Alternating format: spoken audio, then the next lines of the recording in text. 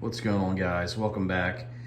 So just wanted to go over just a couple things with you in reference to kind of where I'm at with this 125. I've talked about kind of where I made some changes and kind of getting away from discus fish, and I was gonna just do like a quick, down and dirty kind of version of why I ultimately made that decision to get away from keeping discus, although almost coming up on, I guess, almost 4 years of keeping them. But I wanted to give you, just a quick overview of why I stopped keeping discus, as far as my primary type of fish, centerpiece fish.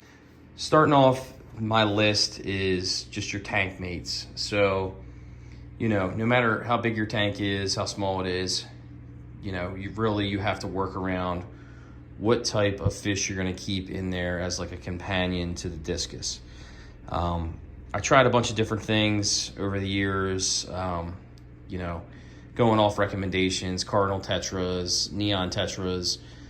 Basically, they would disappear in the tank, and most of the time I can tell you that I've never seen activity with the discus actually eating the fish, but they definitely disappeared without a trace.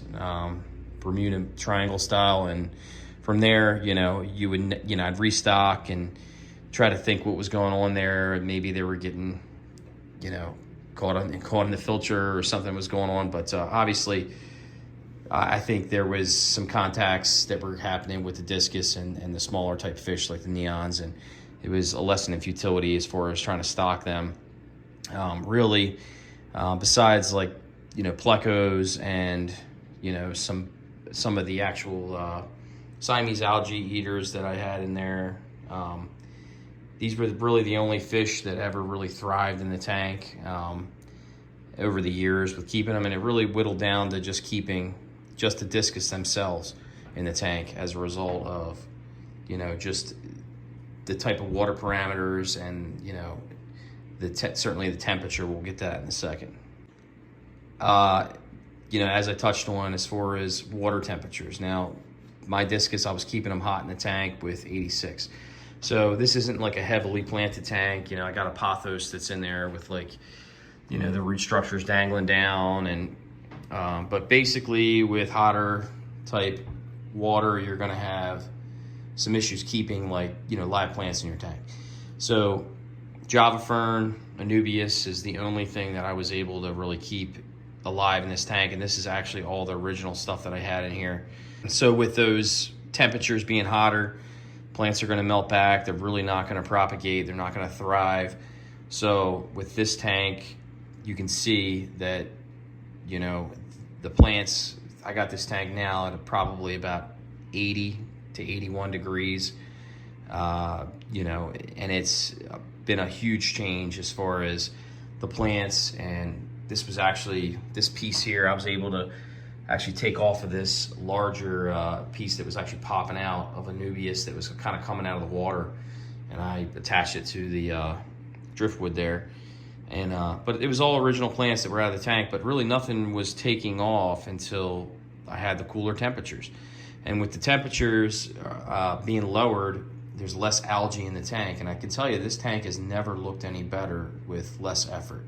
So with the discus tank being at 86 degrees, hotter tank, I don't know 100% behind the science of it, but I can tell you it certainly caused a lot of green algae and black hair algae that I was constantly having to deal with scrubbing rocks, and the background and the sides were constantly having to be polished. With this, it's just normal maintenance, and this thing, it was planted pretty much the same, but I think the temperature had an effect on that. The type of, food that the discus are going to, be successful on and grow out on is basically beef heart. You can put flakes in the tank. I made a video on pellets, flakes, beef heart, using shrimp, bloodworms. But basically, the essence of what they eat is the beef heart, at least for the type of discus I had, which was the Stankar discus from Hans. So I was putting the beef heart in here once or twice a day, And, you know, it's just a lot to go into the water column, and it's a lot to, you know, as far as, you know, dusting up the tank. And, you know, the discus they're not a super active fish where they're gonna, you know, be super busy like within the tank to like scoop up every little morsel like, you know, other, you know, normal freshwater, you know, busy kind of fish. So with that being said, you know, the tank was getting that brown haze on the glass, and you know, when I vacuumed the substrate, it looked like mud water that was coming out of here. And, you know, I know I wasn't overfeeding the tank, but, you know, it's just kind of natural that a lot of that stuff is gonna drop down, it's gonna settle on the substrate, and, you know, that's why you have to do your weekly water changes and maintenance on the tank. So segueing into the maintenance, it's an obvious, you know, they're gonna require a whole hell of a lot more maintenance than your typical freshwater aquarium. Even with a planted, you know, aquarium like this one, you know, you should be doing water changes at least every week and a half to 2 weeks.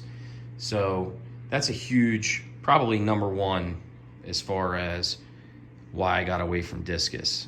We take a lot of trips these days, and with working and not being home as much, a low maintenance tank is certainly the way to go if there's such a thing.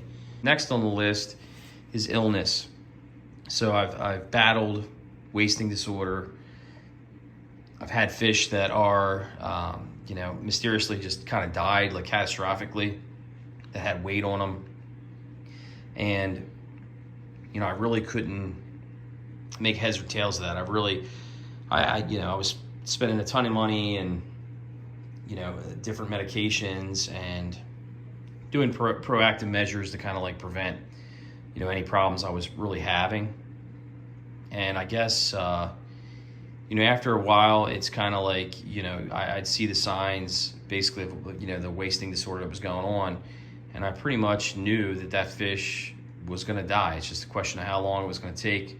And, you know, I lost quite a few fish over the years, rebought stock, and hope for the best. I even had, you know, fish that lasted less than 1 year. And, you know, when you're spending, you know, that kind of money on a fish, you know, especially if you're getting it from a quality, you know, breeder that's, you know, somewhat well known, you know, it's an investment that, you know, you're putting money out and you're kind of not getting any return in it. But, you know, with the cost of discus fish in general, no matter really where you get them, cost is a huge factor. You know, right now I have the electric blue acara, rainbow fish. They're probably, the two of them are probably the most expensive fish we have in this aquarium right now. The acaras are coming in probably around $30. That's probably a pretty high price. The rainbow fish were like 2 for $21, and the Denison barbs that I have in the tank were actually kind of on the higher side. I think they were like $18 a piece, which they're pretty popular and they're pretty easy to find, but I just bought them all from pretty much the same aquarium store. But you definitely can stock your tank up with a multitude of different type of fish to kind of give it, like, you know, the true community aquarium look to it. And you know, that's really where I'm at today with this. And not to say I won't do discus in the future, but as of right now, I'm very happy with what's going on in this aquarium overall. You know, as time goes on, you know, these fish are going to grow out a little bit. They're not going to be huge, which means it's a little bit less maintenance, and certainly, you know, the overall cost between foods, you know, the cost of the fish, and, you know, changing water. To me, this is kind of where I'm at. But just wanted to give you that quick video. I will keep you guys posted in the future on some upgrades. I do have some plans right now, probably about halfway where I want to be with stocking, and I will keep you guys posted in the future. Thanks for watching.